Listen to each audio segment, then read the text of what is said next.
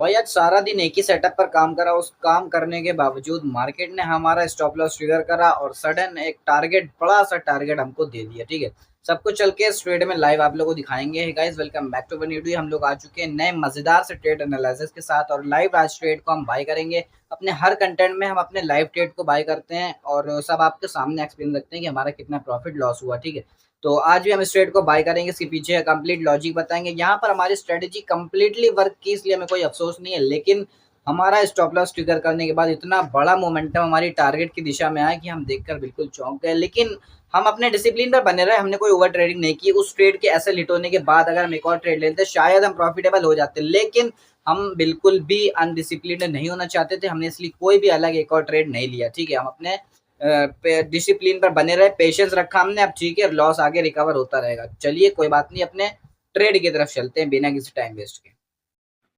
तो फाइनली हम यहाँ पर अपनी होम स्क्रीन पर आ चुके हैं। हिस्ट्री सेक्शन में चल के सबसे पहले आप लोगों को वो लॉस दिखा देते हैं और वहाँ पर आप लोग हमारा विन रेट चेक कर लीजिएगा और पास में हमारे जितने भी प्रॉफिट्स वगैरह सब कुछ चेक कर लीजिएगा, क्योंकि हम कोई हर चीज़ ट्रांसपेरेंट रखना चाहते हैं आप लोगों के सामने कि हमारा प्रॉफिट लॉस वगैरह कितना क्या हो रहा है। ठीक है, तो यहाँ पर आप लोग सब चेकआउट कर सकते हैं कि हमारा यहाँ पर कितना लॉस और कितना प्रॉफिट है। ठीक है, विन रेट हमारा कितना है और लास्ट 7 डेज में हम कितना प्रॉफिटेबल चल रहे हैं या फिर लॉस में चल रहे हैं, सब कुछ आप लोगों के सामने यहाँ पर लिखा हुआ है। सब चीज़ देख सकते हैं आप लोग, डेट टाइम वगैरह देख सकते हैं।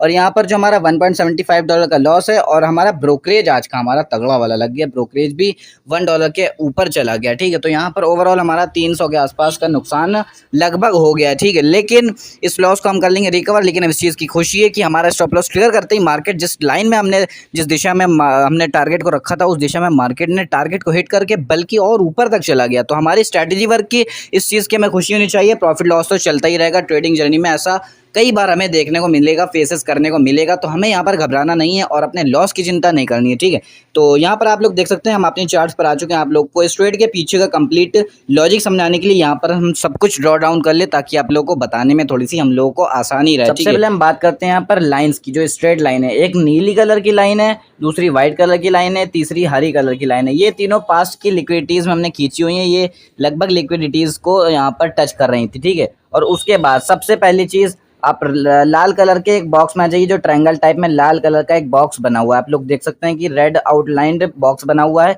ये बॉक्स में मार्केट क्या हुआ, सबसे पहले गया वहां पर, थोड़ी देर साइडवेज हुआ, उसके बाद इस बॉक्स को दिया ब्रेकआउट। इस बॉक्स को ब्रेकआउट दिया तो मार्केट चला गया पर्पल कलर के इक्वल हाई के जोन में। जो पर्पल कलर का इक्वल हाई का जोन है उसमें चला गया, उसमें कोई ब्रेकआउट नहीं दिया। ठीक है, उसके बाद जहां पर लाल कलर का जो हमने बॉक्स बताया आपको आउटलाइंड, वापस उसको स्वीप करने आया। जब स्वीप करने आया तो हरी कलर की लाइन को ब्रेकआउट नहीं दिया। अगर उस लाइन को ब्रेकआउट देता है, वाली लिक्विडिटी स्वीप कर देता, तो हम यहाँ पर सिग्नल मिलता है सेल साइड का। लेकिन उस हरी कलर की लाइन को ब्रेकआउट नहीं दिया, उस लाइन को टच किया, थोड़ी देर साइडवेज हुआ, हमने एंट्री बनाई।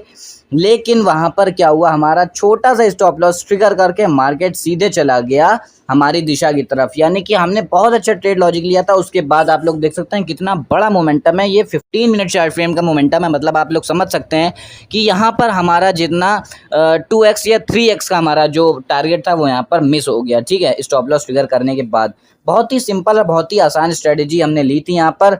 और यहाँ पर क्या हुआ, सबसे पहली चीज़ आसान शब्दों में आप लोग को बता दें।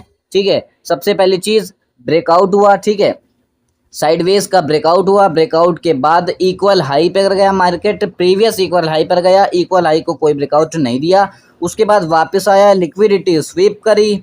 ठीक है, साइडवेज की लिक्विडिटी स्वीप करी, स्वीप करने के बाद सीधे ठक से ऊपर की दिशा में, यानी हमारे टारगेट की दिशा में। तो यहाँ पर आप लोगों को ट्रेड लेते समय अपने भी ये चीज़ ध्यान रखनी है कि कभी भी साइडवेज का ब्रेकआउट हो, ट्रेंड लाइन ब्रेकआउट हो, तुरंत एंट्री नहीं बनानी है। हमेशा मार्केट पहले ये लिक्विडिटी स्वीप करता है, उसी लिक्विडिटी स्वीप में ही भाई देखिए हम भी आज फंस गए हैं। ठीक है, लिक्विडिटी हमेशा स्वीप करता है, उसके बाद आपके टारगेट की दिशा में जाएगा, ब्रेकआउट की दिशा में जाएगा। तो चलिए मिलते हैं किसी नए वीडियो में नए ट्रेड के साथ। आप लोग इस चीज़ को ध्यान रखिएगा ताकि हमारी तरह आपका भी लॉस ना हो लिक्विडिटी स्वीप करते टाइम।